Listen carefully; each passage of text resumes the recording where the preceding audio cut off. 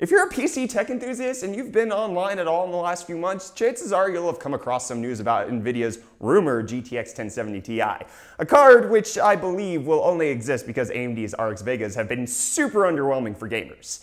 Now I say rumored 1070 Ti, but at this point the card has been all but confirmed by Nvidia itself. Not too long ago, Gigabyte shared a post on Facebook alluding to the existence of the 1070 Ti. The post included a poster of a clown because it was around the time of the It movie release, along with a graphics card that had Ti in a scratch font and a red balloon lifting cash out of a wallet. As swiftly as it was posted, it was taken down, probably at the request of Nvidia, essentially confirming the entire affair.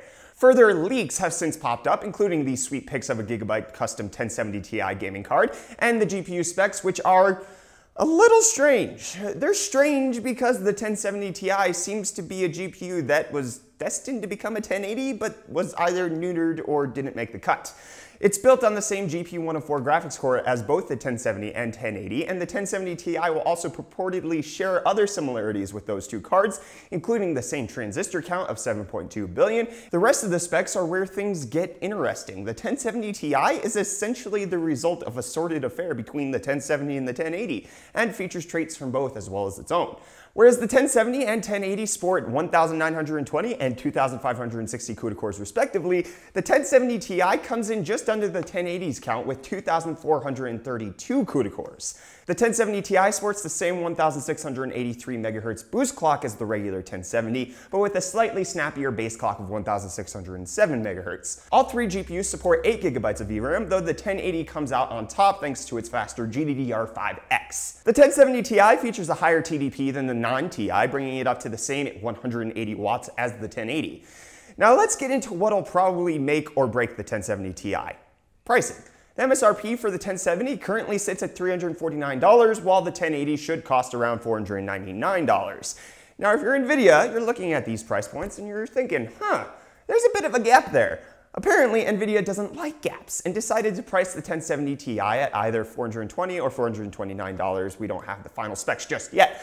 Unfortunately, reference pricing isn't really a thing anymore because we've seen a heck of a lot of changes due to the current state of the GPU market, and the cheapest 1070 you're likely to get right now comes in at around $400. If you've been following along, that means that if the 1070 Ti's rumored price holds firm at launch, there's very little reason for you to consider opting for the base 1070 at this point. Almost GTX 1080 specs for about $30 more? You'd be silly not to save up for the Ti, especially when you take the recently leaked 1070 Ti benchmarks into account. The benchmarks made their way online during the last few weeks and include Ashes of the Singularity, 3D Mark's Firestrike Extreme, and Time Spy, and the 1070 Ti came out on top by a large margin to more than justify the slightly higher asking price. The Ashes of the Singularity benchmark was found in the game's database, where the 1070 Ti was tested with the Extreme preset applied and running DirectX 11. The GPU scored relatively high with 6,200 points, which, if I recall correctly, puts it closer to 1080 performance than 1070.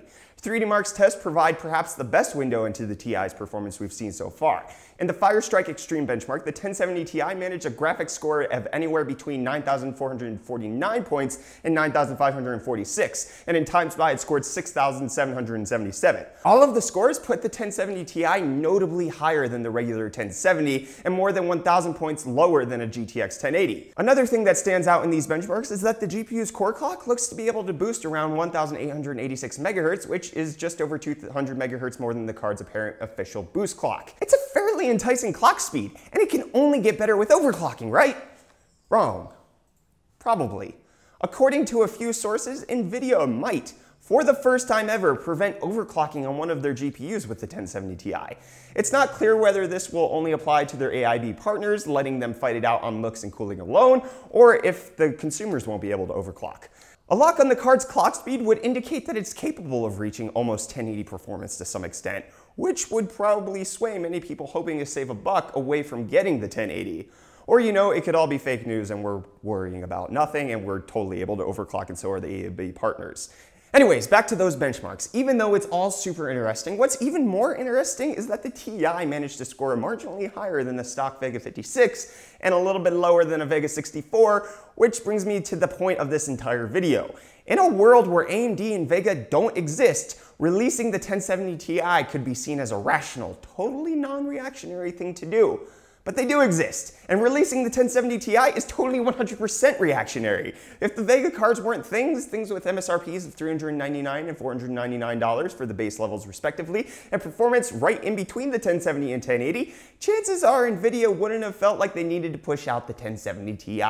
But Nvidia being Nvidia didn't like when AMD tried to get a bigger slice of the pie, thus the 1070 Ti is born. Or will be when it allegedly launches later this month on the 26th of October.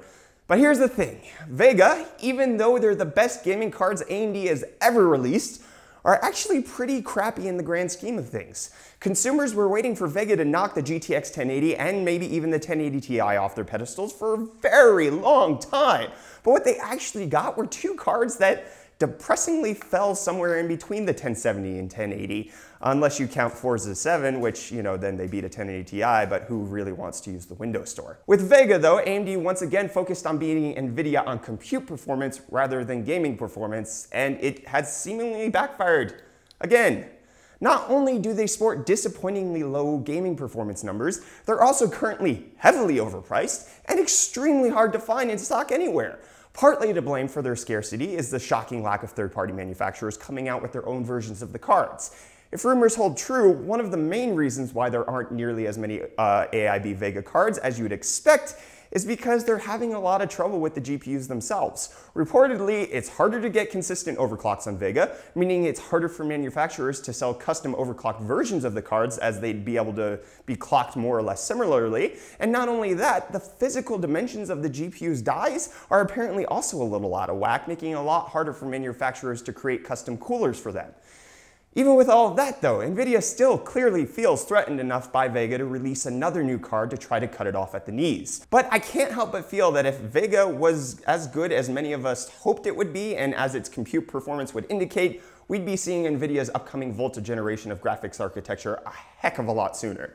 Nvidia still dominates most of the market in terms of GPU gaming performance, and with the 1070 Ti out in circulation, they'll have even less to worry about in terms of competition from AMD.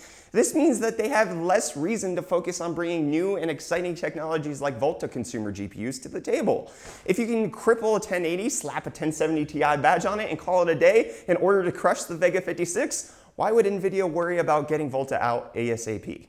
Now don't get me wrong, on paper the 1070 Ti makes a ton of sense. If Vega pricing wasn't a complete mess right now, I could see many consumers looking for better than 1070 and almost 1080-like performance jumping ship to the red team. So giving consumers a reason to stay green is a smart business move. What would have probably been an even smarter move would have been to reduce GTX 1080's pricing. The cheapest 1080 right now goes for $500 and it wipes the floor with Vega in almost all gaming scenarios. If pricing was reduced by, say, $50, I can't imagine that the majority of consumers wouldn't flock to the 1080 instead of Vega. And by doing that, Nvidia wouldn't be cannibalizing their own line of 1070s in the process. The 1070 Ti will probably accomplish exactly what Nvidia intends. I just wish they focused more on direct innovation instead of undercutting AMD wherever they can.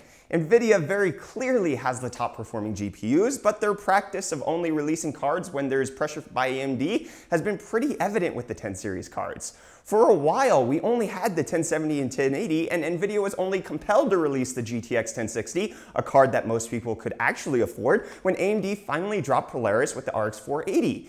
And even then, when AMD released the RX 470, Nvidia responded by giving us the absurd GTX 1060 3GB, which isn't effectively a 1060 because of the lower CUDA core amounts. It would be like calling the 1070 Ti the 1080 GDDR5 edition, because the only thing that's different is the VRAM and CUDA cores. So you know what, guys? Either we need to start calling the 1066GB the 1060 Ti, or we need to call the 1070 Ti the 1080 non-X edition. I'm keen for either, so let me know what you'd prefer, because I will actually call them that. For real, I will change how I refer to these GPUs, because the naming scheme is just out of whack at this point. What do you think, Tank? 1060 Ti. Shut up, Tank. Oh, and then when AMD dropped the refreshed Polaris cards for their RX 500 series lineup, Nvidia decided to refresh their 1060 cards with updated memory bandwidth. And then we only got the GT 1030, a replacement for the ages-old GT 710 and 730, after AMD decided to release an RX 550 to round out the bottom end of their cards. It's an issue that I've had with Nvidia all around. They're completely the kings, and they know it. they release their flagships whether or not AMD has anything to compete. I mean, the whole fiasco with Titan X Pascal, then the 1080 Ti, then Titan XP clearly indicates that they just want to release the fastest cards possible. However, when it comes to the GPUs that you and I can afford, the ones that most people want, you know, the 1060s, 1050s, and 1070s of the world, they hold on to them until they're pressured by AMD to compete in that space. And that's kind of the point of this video. The 1070 Ti is just another reactionary GPU dropped by Nvidia. But not because they need it, but because they can milk the cash out of the consumer for a bit longer until AMD starts producing more competitive cards. Now, this is completely my opinion, and I could be wrong about this, but I think that the 1070 Ti is just a means by which Nvidia won't have to release the next generation Volta GPUs until either late next year or early 2019. Why would they have to drop a new architecture when AMD's Polaris and Vega cards can barely keep up? And the ones from Team Red that are reasonably competitive are super high priced because people are buying them up for mining.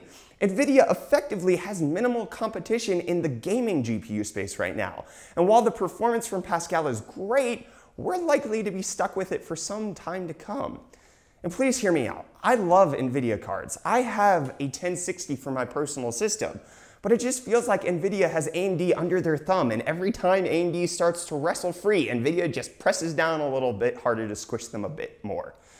But we can't blame Nvidia for it. It's a great business strategy. They've done the R&D, they've invested the money, they should get to reap the rewards of their own success.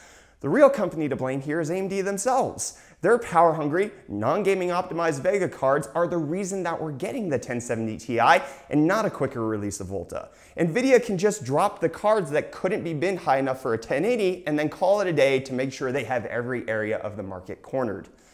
The 1070 Ti is a stupid, reactionary release, but it's only because RX Vega has sucked so much for gaming.